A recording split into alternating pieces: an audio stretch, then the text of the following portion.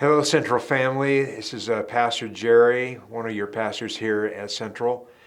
I'm very excited about this whole theme of gratitude as we get ready for the Easter season. And we have the tree downstairs, and it's being filled up now, starting to take some color as people have been filling out their leaves about areas that they're grateful for. And I was just asked to share some thoughts about gratitude as it relates to obstacles. And certainly, we all face a lot of obstacles. I was just sharing a couple of weeks ago with our marriage ministry about the pain and difficulties of life. And some of the pain, some of the obstacles that we face are no fault of our own. They're a part of the fact that we live in a broken world. We live in a very broken and fallen world, and I don't have to convince anybody of that. Sometimes the obstacles and the pain that we face are at the hands of another because of decisions of other people. And some of the obstacles that we face are our own because of consequences of decisions and lifestyle that we've made on our own. The question is not whether we face obstacles, but how we respond to obstacles. One of my professors and mentors back in university used to say, reaction is always more important than the action. I can't control the action, but I certainly can control my reaction. And the question that I would pose to you is, when we face trials, when we face obstacles, can we still maintain and have and develop an attitude of gratitude?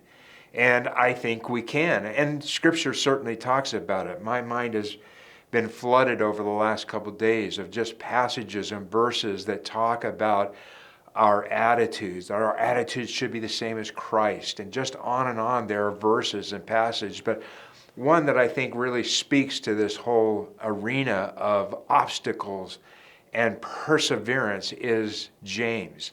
And James says in chapter 1, he says about obstacles, "Count it all joy, my brothers and sisters, when you face trials of many kinds, because you know that the testing of your faith produces perseverance.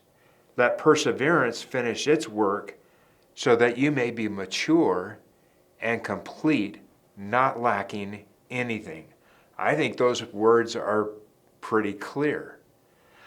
A lot of you know that I like golf, and one would think that with as many lessons and as much money as I spend on lessons and equipment, and some of my friends like to give me a bad time about that I would be on the senior PGA Tour. But it's a hard game, and it's full of obstacles. Now, I spend a lot of time on the practice mat because I can get in there, spend an hour, and then leave. And what you have on the practice mat is a perfect lie. You have perfect grass because it's a plastic mat. You have a square, so you're typically lined up pretty well. You have a wide open range, so wherever the ball goes, it really doesn't matter because you're not really playing the game. And I can get pretty good at hitting shots on the practice mat or in a lesson. But I had a teacher years ago tell me, "Gerry, you're never going to get better unless you get out on the course and play." Because on the course, you have obstacles. You have challenges. And again, some of the challenges are just a part of the golf course. Some of the challenges are a result of bad decisions and bad play. I was playing with some friends just recently and asked the question, can you think of any illustrations about obstacles in life as we were chasing balls through the trees and trying to find balls in the lake? There are all kinds of obstacles. That's where the game is played, is on the course.